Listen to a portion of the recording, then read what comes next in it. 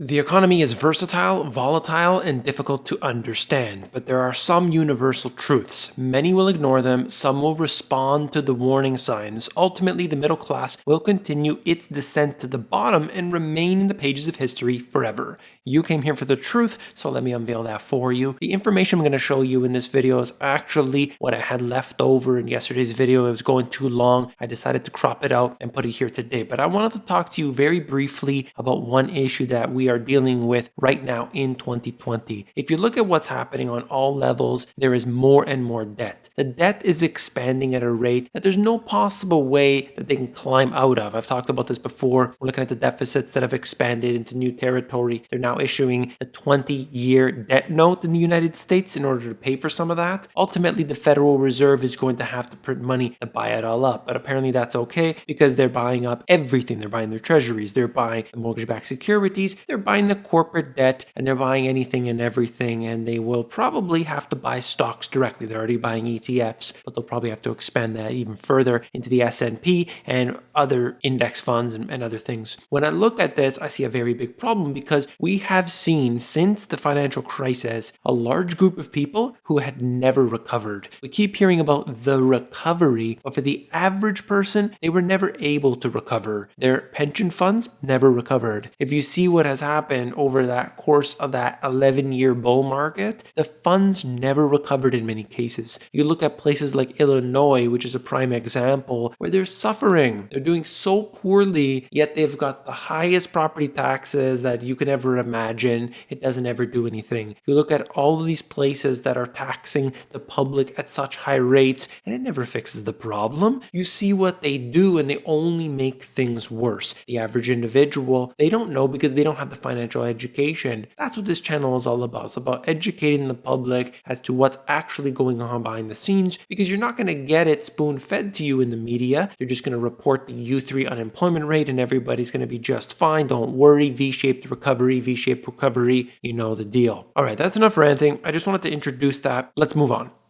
Now take a look at this. Left-hand side, lending standards, consumer loans. That has actually increased. You're looking at the credit cards, you're looking at the autos. It had been, of course, over the last few years, but it has really spiked up in the last couple months. Right-hand side, loan demand, consumer loans, has simply fallen off a cliff. What I've noticed with the real estate prices in many areas is that they're pretty much around the same thing, but the sales are down considerably. So for those who are selling, it's basically selling around the same price as it was before. In some cases, it's actually gone up. But the total volume is a small percentage. People don't want to go out. They don't want to list right now. So it's not a normal market. This article out of Bloomberg is talking about the cascading bankruptcies that will happen without more aid. Firms that have been hammered could start to bring down a much wider array of companies unless more funds are injected into the economy. Isn't that always the solution? Just pump more money, just go into deficits, of course. If unemployment remains elevated for an extended period of time, and especially if there's not additional rounds of government stimulus, we're at some significant risk of cascading bankruptcies. A bankruptcy at one firm then infects the other firm, and then that infects a third firm. I call this the ripple effect or the domino effect. Even companies that have sought payroll assistance, such as airlines, may have to cut jobs as demand for services is slow to return. And we know that's going to happen. We have seen this in many different industries. For those that are subscribers to this channel, you know I always cover the information coming out of IHS Markit when I look at the PMIs. This is what they had to say. The slump in the business survey indicators to all-time lows in April indicates how the 4.8% rate of economic decline seen in the first quarter will likely be dwarfed by what's to come in the second quarter. So essentially, expect something very bad to be even worse the next time around. I'll have that data for you, but it's going to be largely what's expected, and it's not very good. Here you can see the US GDP, which are the gray bars, down quite a bit, as well as the PMIs, which have moved into unbelievably low territory. It is just shocking to see it, though this was the expectation.